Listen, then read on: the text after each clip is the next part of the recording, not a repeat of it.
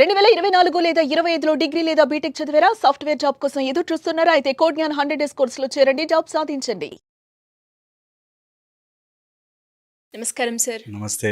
Sir, జనరల్‌గా ప్రతి ఒక్క భార్యకి కూడా ఇది డౌటే, నేను అడుగుతున్నాను. ఏంటి అంటే, భర్త తనతో కాకుండా వేరే ఇంకొక స్త్రీతో కనుక మానసికంగా దగ్గరైనా, ఫైనాన్షియల్ పరంగా షేర్ చేస్తున్నా అది చీటింగా కాదా సార్? అబ్సల్యూట్లీ అసలు డౌటే లేదు. భార్యతో కాకుండా ఇంకా ఏ అమ్మాయితోనూ సన్నిహితంగా మానసికంగాను, శారీరకంగాను, ఫైనాన్షియల్గా గాను ఏ రకంగాను ఇంకొక అమ్మాయి వాడి జీవితంలోకి రాకూడదు. ఇది ఫిక్స్ అండ్ ఫైనల్.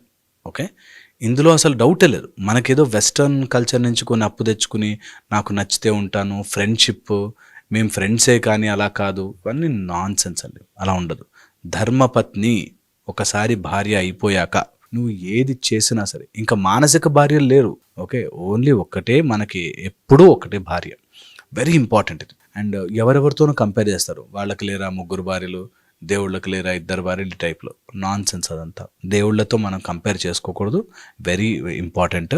అండ్ ఎవరైనా సరే భార్యనే ఇంపార్టెంట్, భార్యనే ఇంపార్టెంట్. ఇంకొక there is no other option at all. Okay, so వేరే వాళ్ళకి, వేరే అమ్మాయికి నీ జీవితంలో స్థానము లేదు.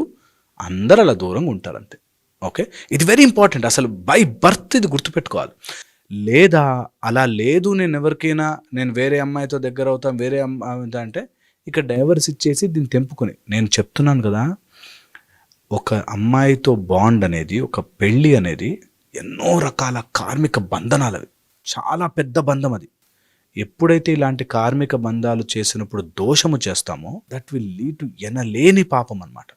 మనకి పాపం అంటే చాలా రకాలుగా చెప్తుంటారు. మెయిన్ పాపం ఏంటి తెలుసా? అజ్ఞానమే పాపం. ఇది తెలియకపోవడమే పాపం. ఈ తెలియకపోవడమే ఏం పాపం అంటే, నేను నమ్మి ఒక భార్యగా నేను ఒప్పుకున్నాక నాకు వేరే స్త్రీతో సంబంధమే లేదు. ఇది వెరీ ఇంపార్టెంట్, చాలా ఇంపార్టెంట్. క్యాజువల్గా ఆఫీస్ ఫ్రెండ్స్ అని క్లోజ్గా ఉన్నాము, బూతులు మాట్లాడుకున్నాము, జోకులు వేసుకున్నాము, నాన్ సెన్స్. అది ఉండదు, అది ఉండకూడదు.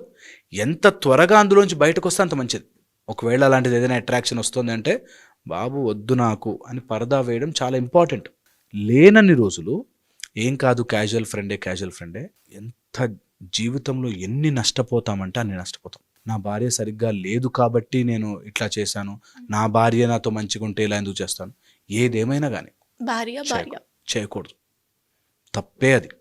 నువ్వు లోపల ఎన్నన్నా కారణాలు చెప్పుకో, నా భార్య సరిగ్గా లేదు, నా భార్యకి బాగాలేదు కాబట్టి అది నాతో సరిగ్గా ఉంటే అన్నీ బాగుండు, ఎప్పుడు ఇంటికి వెళ్ళినా కోపం పడుతుంది. నో వే.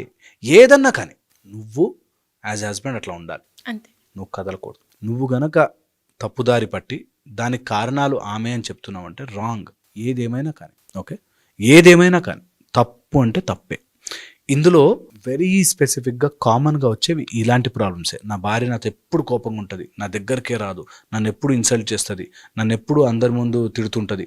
అందుకని ఏదేమైనా కానీ నువ్వు ఆ విషయాలు డీల్ చేసుకో, ఆ విషయాలు మాట్లాడుకో, ఆ విషయాలు సెట్ చేసుకో, ఆ విషయాలు గట్టిగా కలిసి ఇద్దరు కూర్చొని కొట్లాడుకోండి. కానీ వేరే స్త్రీని లోపలికి రానివ్వద్దు, వేరే స్త్రీని జీవితంలోకి ఎంటర్ కానివ్వద్దు, అంతే. ఇది ఎంత బాగుంటుందంటే తర్వాత లైఫ్ నిజముగా ఒక పాతివ్రత్యము ఆర్ పత్నీవ్రత్యం, వైఫ్ని కూడా అలాగే చూడాలి. నాకు ఏకపత్ని వ్రతము అని రాముడు ఎలా అనుకున్నాడు, అలా గనక మీరు అనుకుంటే తెలియని శక్తి మీ లోపలికి వచ్చి చేరుతుంది, అన్నీ కుదురుతాయి. ఓకే, ఇది రుణానుబంధ రూపేణ పశు పత్ని శుతాలయం అని. పత్ని ఒక రుణముగా వస్తుంది నీ దగ్గరికి. నీకు బ్యాడ్ వైఫ్ వచ్చింది అంటే ఎన్నో జన్మల రుణాలు తీర్చుకొని పోవాలి నువ్వు. ఇప్పుడు తప్పు చేసావంటే అది చక్రవడ్డీ కింద ఎన్నో రకాల కర్మలు చుట్టుకుంటాయి. సో ఎట్టి పరిస్థితిలోనూ భార్య ఎలాంటిదైనా కానీ, రాక్షసి కానీ, గయ్యాలి కానీ, నువ్వు తప్పు చేసే హక్కు నీకు లేనే లేదు. ఓకే, వెరీ ఇంపార్టెంట్ ఇది. ఇది చాలా సింపుల్, అందరికీ తెలిసినది, నేను కొత్త విషయం ఏం చెప్పట్లేదు. అయినప్పటికీ దీనికి ఒక సిస్టమ్ ఉంది. నీకు నిజంగా అలా నచ్చలేదు, కొన్ని కుదరలేదు, తప్పలేదు, డైవర్స్ ఇవ్వు, లీగల్గా సెపరేట్ అవ్వు, దెన్ వేరే. బట్ కార్మికంగా ఒకసారి బంధం ఏర్పడిపోయాక మోసం మాత్రం చేయకూడదు. కట్టి కుడుపుతుంది అంటారుగా, అట్లాగా చుట్టేస్తుంది అలాంటి కర్మ.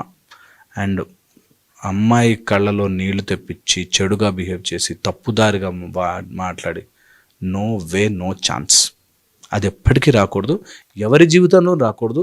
అలాంటి సిచ్యువేషన్ ఏ అబ్బాయికి రాకూడదు. నిజంగా అలా మోసం చేయాల్సిన సిచ్యువేషన్ ఏ అబ్బాయికి రాకూడదు. అది ఒక కర్మ అంతే. దాన్ని ఎంత త్వరగా మనం వదిలించుకోగలిగితే అంత మంచిది.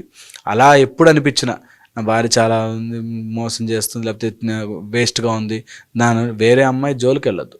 నీ లోపలే శక్తిని స్వరూపంగా మార్చుకో. అంతే తప్ప బయట వెళ్ళి బయట తప్పు పని చేసి ఇరుక్కుని అది ఎప్పుడు ఇట్ క్రియేట్స్ నెగిటివిటీ. నేను చెప్తున్నా కదా, it will always cause troubles, ప్రాబ్లమ్సే వస్తాయి. అందులో ఏది కూడా రైట్ అవ్వే ఛాన్సే లేదు. నువ్వేదో అప్పటికప్పుడు ఎంజాయ్ చేస్తున్నావు అనుకుంటున్నావు, కానీ కాదు కాదు కాదు, తప్పే. It's for sure. ఒకవేళ కనుక ఎవరైనా లేడీతో అంటే తెలియకుండానే ఫ్రెండ్షిప్ ఏర్పడిపోయి క్లోజ్ అయిపోయి దాని తర్వాత ఇప్పుడు ఆ అమ్మాయి మా దగ్గరకు వచ్చేవాళ్ళు అలా ఉంటారు. నేను క్యాజువల్గా మాట్లాడానండి, కానీ ఆ అమ్మాయికి నా మీద ఫీలింగ్స్ వచ్చాయి, అందుకని మేము ఇప్పుడు కలిసి తిరుగుతున్నాము, దానికి మా వైఫ్ కుళ్ళు పడుతోంది. ఓకే, నువ్వు ఎట్టి పరిస్థితుల్లో దాన్ని అలౌ చేయకూడదు, నెంబర్ 1. నెంబర్ 2, ఒకవేళ అలా ఎవరికైనా ఉంటే clarify it and come out of it. అది ఎంతకైనా సరే నువ్వు కావాలని కూడా గొడవ పెట్టుకున్నా బయటకు వచ్చే, ఎప్పుడు never do that. Okay, third and the most important point నేను ఇందులో చెప్పాలనుకున్నది, ఒకవేళ నువ్వు అట్లా బయటకు రాలేని పరిస్థితిలో ఉంటే కంపల్సరీగా అలాంటివి నీకు జరిగిపోయాయి, తప్పు అయిపోయింది, ఇంకా నా వల్ల కాదు, నేను ఎట్లా చేయాలనుకుంటే ఖచ్చితంగా పర్మిషన్ తీసుకోవాలి, మాట్లాడాలి, తిట్లు తినాలి, దెబ్బలు పడాలి, తెలుసుకోవాలి అండ్ కమ్యూనికేట్ చేయాలి, చెప్పాలి, సారీ చెప్పుకుని క్షమించమని చెప్పి వదిలించుకోవాలి. అంతేకాని దాన్ని ఊరికే ప్రొలాంగ్ చేస్తూ ఎంగేజ్ చేస్తూ ఇద్దరికి న్యాయం చేసేద్దాము, ఇద్దరిని కలిపి చూసేసుకుందాము, అలా జరగదు.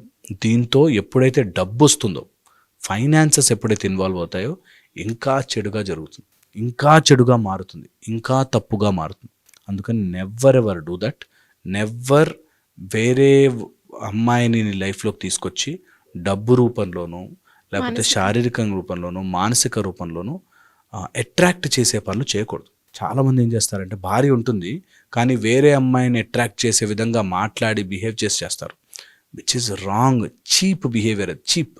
ఎవరైనా కానీ నీకు లిమిట్ అంతే. నువ్వు ఎట్టి పరిస్థితుల్లోనూ వేరే అమ్మాయిని అట్రాక్ట్ చేయలేవు.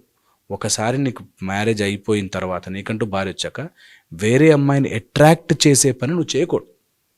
ఓకే, వాళ్ళని ఏదో అట్రాక్ట్ చేయాలని అలాంటివి ఎప్పుడు మనము చేయకుండా ఉండాలి. అలాంటిది ఏదైనా దోషం ఉంటే, అలాంటిది ఏదైనా పాపం ఉంటే మనకి ఎంత కుదిరినా సుబ్రహ్మణ్య స్వామికి మనం కనుక ప్రే చేసుకోగలిగితే, సుబ్రహ్మణ్య అభిషేకం చేయించగలిగితే ఇలాంటివి ఏవైనా చెడు ప్రభావాలు ఉంటే మెల్లగా పోతాయి. ఓకే, సో సుబ్రహ్మణ్యకి సంబంధించిన ఏదైనా ప్రొసీజర్స్ కానీ లేకపోతే సాధనలు కానీ చేసుకోవడం చాలా ఉపయోగపడుతుంది. లేదంటే హనుమంతుల వారిని పట్టుకుంటే భద్రాంజనేయ స్వరూపం ఎప్పుడు హెల్ప్ చేస్తుంది. హోప్ ఇది హెల్ప్ చేస్తుంది. ఖచ్చితంగా సార్. అండ్ చాలామంది ఇప్పుడు మనం చూస్తే అంటే ఒక్కసారి మీరు అన్నట్టుగానే భార్యతో అంటే పెళ్ళి ఎప్పుడైతుందో మంచైనా చెడైనా లేదంటే ఇంకేదైనా కూడా భార్యకి భర్తే, భర్తకి భార్య సర్వస్వం చెప్తూ ఉంటారు. బట్ అలా కాకుండా ఒక స్టెప్ తీసుకొని ముందుకెళ్ళడం మనం చూస్తే ఇది సైకలాజికల్గా మనకి నెగిటివ్గానే అండ్ స్పిరిచువల్ వైపు మనం వెళ్ళినా మనని కర్మ కూడా ఖచ్చితంగా అబ్సల్యూట్లీ అది తప్పే. నిజంగా కూడా పీస్ ఆఫ్ మైండ్ ఉండదు. ఖచ్చితంగా మనం అనుకుంటాం కానీ అసలు నో పీస్ ఆఫ్ మైండ్. అలా చేసిన వాడు, తప్పు చేసిన వాడు, చీకటి పని చేసిన వాడు చీకటే. చీకట్లో ఏ పని చేసినా తప్పే. Thank you sir, thank you so much. Suman టీవీలో మీ పర్సనల్ అండ్ బిజినెస్ ప్రమోషన్స్ కోసం కింది నెంబర్కి కాంటాక్ట్ చేయండి.